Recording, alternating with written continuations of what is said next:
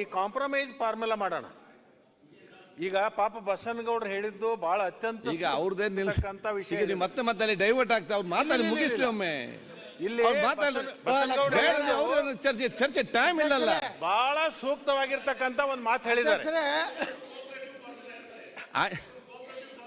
ಅವ್ರ ಜೊತೆಲಿ ಹೋಗುವಂತ. ಅದಕ್ಕೆ ಈಗ ಏನ್ ಮಾಡೋಣ, ಈಗ ನಾವೆಲ್ಲರೂ ಕೂಡ್ಕೊಂಡು ವಿನಂತಿ ಮಾಡ್ಕೊಂಡು ಸಿದ್ದರಾಮಯ್ಯನವರಿಗೆ ನಾವು ವಿನಂತಿ ಮಾಡ್ಕೋತೀವಿ.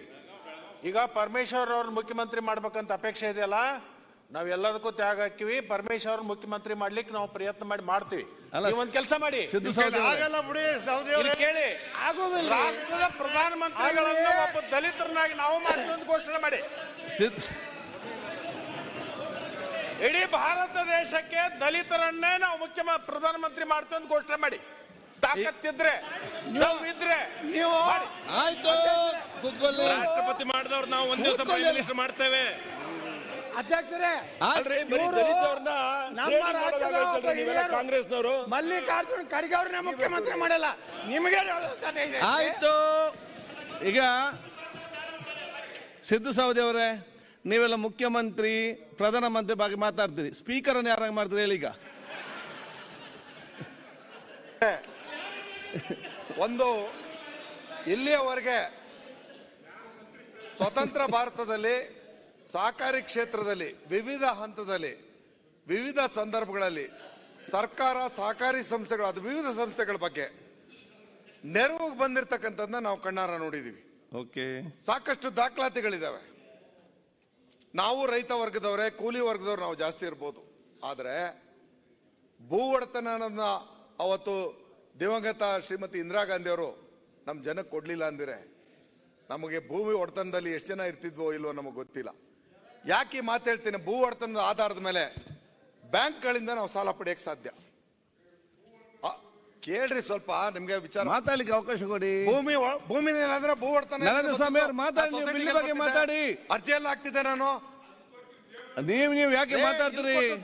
ಇಡೀ ರಾಷ್ಟ್ರ ಕೊಟ್ಟದ್ದು ಯಾರೋ? ನಂದು ಸ್ವಾಮಿ ಅವರೇ, ನೀವು ಈ ಕಡೆ ನೋಡಿ. ಇಲ್ಲಿ ಈ ಆಧಾರದ ಮೇಲೆ ಆ ಕೃಷಿಕನಿಗೆ ಸಾಲ ಸವಲತ್ತುಗಳು, ಸಾಂದರ್ಭಿಕವಾಗಿ ಸಾಲ ಮನ್ನಾ, ಈ ಎಲ್ಲ ನೆರವು ಬಂತಲ್ಲ, ಆ ವಿಚಾರದಲ್ಲಿ ನಮ್ಮ ಪಾಲೆಷ್ಟು? ಈ ವಿಚಾರವನ್ನು ನಾವು ಪ್ರಶ್ನೆ ಮಾಡ್ಬೇಕು ತಾನೆ. ಅದರಲ್ಲಿ ಮೀಸಲಾತಿ ಬಂತ? ಹಾಗಿದ್ಮೇಲೆ ಈ ರಾಷ್ಟ್ರದ ಸಂಪತ್ತಿನ ವಿಚಾರದಲ್ಲಿ ನನಗೆ ಪಾಲು ಬೇಡವಾ? ನಾನು ಭಾರತೀಯನಲ್ವಾ? ನನ್ನ ದುಡಿಮೆ ಈ ದೇಶಕ್ಕೆ ಬಿದ್ದಿಲ್ವಾ? ನನ್ನ ಬೆವರಿನ ಹಾನಿ ಈ ದೇಶದಲ್ಲಿ ಇಲ್ವಾ? ಆಯ್ತು. ಈ ದೇಶಕ್ಕೆ ಪ್ರತಿಯೊಂದು ಹಂತದಲ್ಲಿ ನಮ್ಮ ಹೋರಾಟಗಳಿಲ್ವಾ? ವಿಶ್ವಜ್ಞಾನಿ ಬಾಬಾ ಸಾಹೇಬ್ ಅಂಬೇಡ್ಕರ್ ಅನ್ನೋರನ್ನ ಇವತ್ತು ಮೀಸಲಾತಿ ವಿಚಾರಕ್ಕೆ ಮಾತ್ರ ಸೀಮಿತಗೊಳಿಸಬೇಡಿ. ಆ ಜ್ಞಾನದ ವಿಚಾರವಾಗಿ ಅರಿವನ್ನು ಅರ್ಥಕೊಳ್ಬೇಕಾದಂತ ಸುಸಂದರ್ಭವನ್ನು ಈ ರಾಷ್ಟ್ರ ನೋಡ್ಬೇಕಾಗಿದೆ. ಸಂಕುಚಿತ ಮನಸ್ಥಿತಿಯಿಂದ ಅಲ್ಲ, ಜವಾಬ್ದಾರಿ ಎಲ್ಲರ ಮೇಲಿರ್ತಕ್ಕಂಥದ್ದು. ಮನುಷ್ಯನನ್ನ ಕಾಣುವಂಥದ್ದು. ಚರ್ಚೆ ಮಾಡ್ತೀರಿ, ನಿಮಗೆ ಚರ್ಚೆ ಮಾಡ್ತೀರಿ, ನಮ್ಮ ಮೇಲೆ ಬೇಸರ ಇದ್ರೆ ಆಮೇಲೆ ಮಾತಾಡೋಣ ನಾವಿಬ್ರು.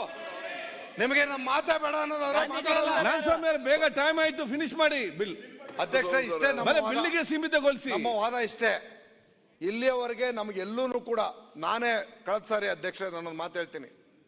ಮಂಡ್ಯ ಜಿಲ್ಲೆಯಲ್ಲಿ ಸಹಕಾರಿ ಕ್ಷೇತ್ರದ ಚುನಾವಣೆಗೆ ನಿಂತೆ. GT ದೇವೇಗೌಡ ಸಾಕ್ಷಿ ಅವರು ನನ್ನ ಬೆಂಬಲವಾಗಿದ್ರು. ಅವತ್ತು ನಾವು ನಮ್ಮ ಗುಂಪು 7 ಜನ ಗೆದ್ವಿ, ಇನ್ನೊಂದು ಗುಂಪು 4 ಜನ ಗೆದ್ರು, ನಮ್ಮ GT ದೇವೇಗೌಡರ ಪಕ್ಷದ ಕಡೆಯವರು. ನಾವು 7 ಜನ ಗೆದ್ರು. ನಾನು ಅಪೆಕ್ಸ್ ಬ್ಯಾಂಕ್ ಹೋಗ್ಬೇಕು ಅನ್ನೋ ಪ್ರಯತ್ನ ಮಾಡಿದೆ ಅಧ್ಯಕ್ಷ. ಪ್ರಥಮ ಬಾರಿಗೆ ಅಪೆಕ್ಸ್ ಬ್ಯಾಂಕ್ ಬರೋದಕ್ಕೆ ಒಂದೇ ಒಂದು ಓಟ್ ಬೇಕಾಗಿತ್ತು, ನಮಗೆ ಒಂದೇ ಓಟ್ ಬೇಕಾಗಿತ್ತು ಅಧ್ಯಕ್ಷ. ಷಡ್ಯಂತ್ರ ನಡೀತು ಮಂಡ್ಯದಲ್ಲಿ. ನನ್ನನ್ನು ಯಾವುದೇ ಕಾರಣಕ್ಕೂ ಅಪೆಕ್ಸ್ ಬ್ಯಾಂಕ್ ತರಬಾರ್ದು ಅನ್ನೋದಕ್ಕೋಸ್ಕರ ಎಲ್ಲರೂ ಒಂದಾದ್ರು, ನನ್ನನ್ನು ಅದರಿಂದ ಆಚೆ ಇಟ್ರು.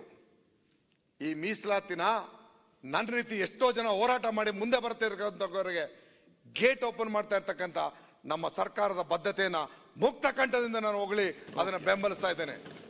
ಈ ಅವಕಾಶಗಳು ಯಾರಿಗೂ ತಪ್ಪಬಾರದು. ಪ್ರತಿಯೊಂದು ವೇದಿಕೆಗಳಲ್ಲೂ ಆ ಸಮಾನ ಅವಕಾಶವನ್ನು ಕೊಟ್ಟಾಗಲೇ ನಮ್ಮ ಸಂವಿಧಾನದ ಮೂಲಾಶಯಕ್ಕೆ ಒಂದು ಅರ್ಥ ಬರತಕ್ಕಂಥದ್ದು.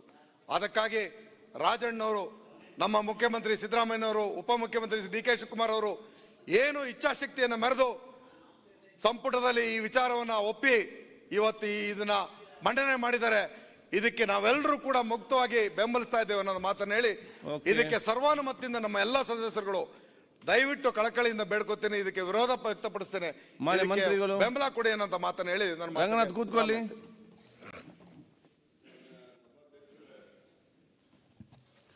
ಮೂಡ್ ಆಫ್ ದಿ ಹೌಸ್ ಅಂತ ಹೇಳಿ ಏನಾದರೂ ಲೆಕ್ಕಾಚಾರ ಮಾಡೋದಾದ್ರೆ ಯಾವುದೆಲ್ಲ ಮೀಸಲಾತಿಯನ್ನ ಮಾತ್ರ ಎಲ್ಲ ವಿರೋಧ ರೀತಿಯಲ್ಲಿ ವಿರೋಧ ಪಕ್ಷದ ಎಲ್ಲ ನಮ್ಮ ಗೌರವಾನ್ವಿತ ಸದಸ್ಯರು ಮಾತನಾಡಿರ್ತಕ್ಕಂಥದ್ದು, ಬೇರೆ